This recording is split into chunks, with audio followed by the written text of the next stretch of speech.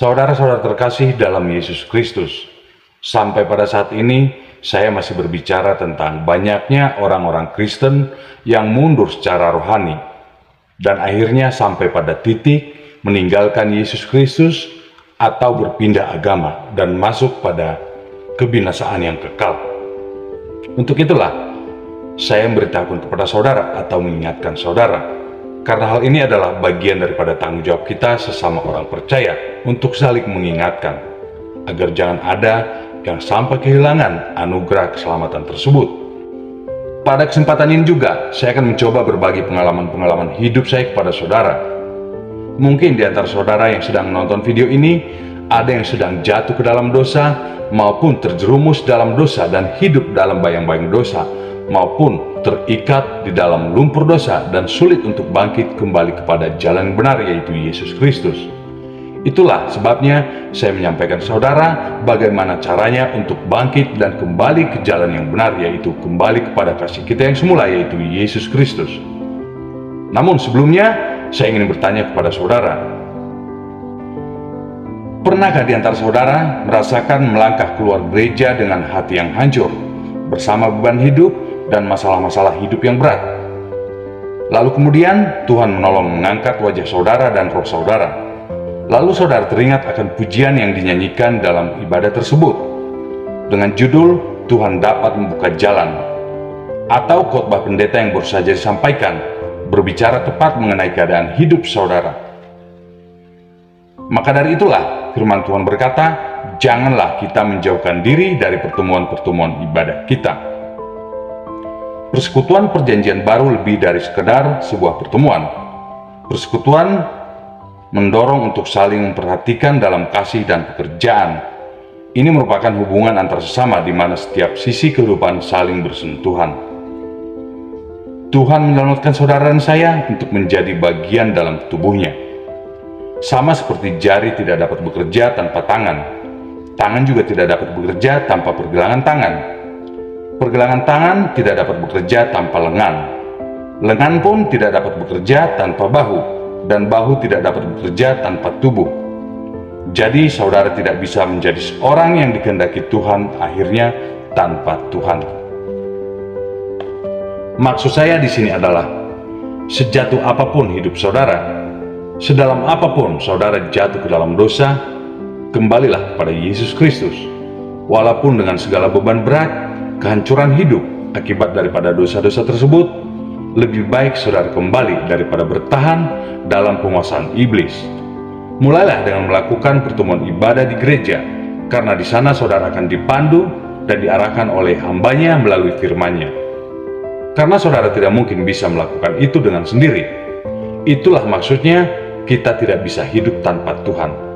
Namun, saudara harus percaya bahwa Tuhan tidak akan langsung turun melakukan itu, merubah hidup saudara. Karena Tuhan memiliki hamba-hambanya yang siap mengarahkan hidup saudara untuk kembali kepada Yesus Kristus. Saudara-saudara terkasih, saat ini ada banyak orang-orang Kristen yang sedang salah jalan akibat daripada mengabaikan tanda-tanda daripada Tuhan, mengabaikan arahan-arahan daripada Tuhan melalui firman-Nya, melalui hamba-hambanya. Mereka berjalan sendiri, sehingga dengan mudahnya iblis menguasai hati dan pikiran mereka untuk mengalihkan arah hidup mereka, sehingga semakin jauh daripada jalan Tuhan. Salah satu tanda peringatan yang menunjukkan bahwa saudara berada di jalan yang salah, yaitu ketika saudara merasa bahwa gereja bukan masalah lagi. Saudara tidak merasa perlu berada di rumah Tuhan. Saudara hanya membutuhkan daftar keanggotaan saudara di gereja tersebut. Hal ini dapat saudara dengar ketika orang berkata demikian, saya tidak perlu ke gereja untuk menjadi orang Kristen. Nah, secara teknis, hal ini benar. Namun saudara harus tetap pergi ke gereja untuk menjadi orang Kristen yang baik. Seseorang mungkin berkata, sudah tentu kamu akan berkata demikian karena kamu adalah seorang pendeta. Maksud saya bukanlah demikian. Alkitab mengajarkan untuk menjadi orang Kristen seperti yang dikehendaki oleh Tuhan, kita memerlukan persekutuan, motivasi, dan inspirasi yang dinamis di antara umat Tuhan. Bukan kita saja yang memerlukannya, sebaliknya kita perlu memberikan untuk orang lain juga. Ingat bahwa orang lain juga tinggal bersama dalam sebuah keluarga yang seperti ini. Dan seorang Kristen yang cukup lama berada di jalan yang salah dan mengabaikan tanda-tanda peringatan akan mengalami apostasi atau kemurtatan. Dia akan jatuh dari imannya, menyangkal Kristus dan dililit dosa. Dapatkah seorang Kristen mundur begitu jauh? Dapatkah orang percaya berada dalam keadaan yang demikian buruk? Sudah pasti dapat. Tuhan akan menghakimi, Tuhan akan intervensi, Tuhan tidak akan melalaikan hal ini.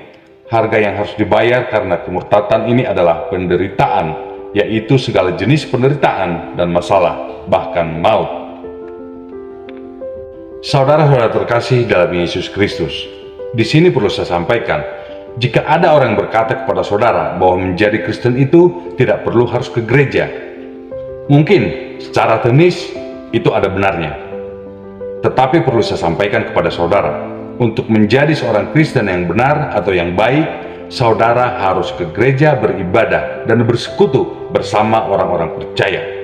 Itulah artinya, sebagai orang Kristen tidak ada yang bisa hidup sendiri. Kita membutuhkan orang lain. Karena Tuhan menyampaikan sesuatu kepada saudara, mungkin melalui orang lain. Karena Tuhan tidak langsung datang kepada saudara menyampaikan itu. Karena di gereja juga hamba-hamba Tuhan telah menyiapkan kabar terbaru dari Tuhan, kabar baik dari Tuhan, atau isi hati terbaru Tuhan untuk saudara, untuk tetap menguatkan iman saudara.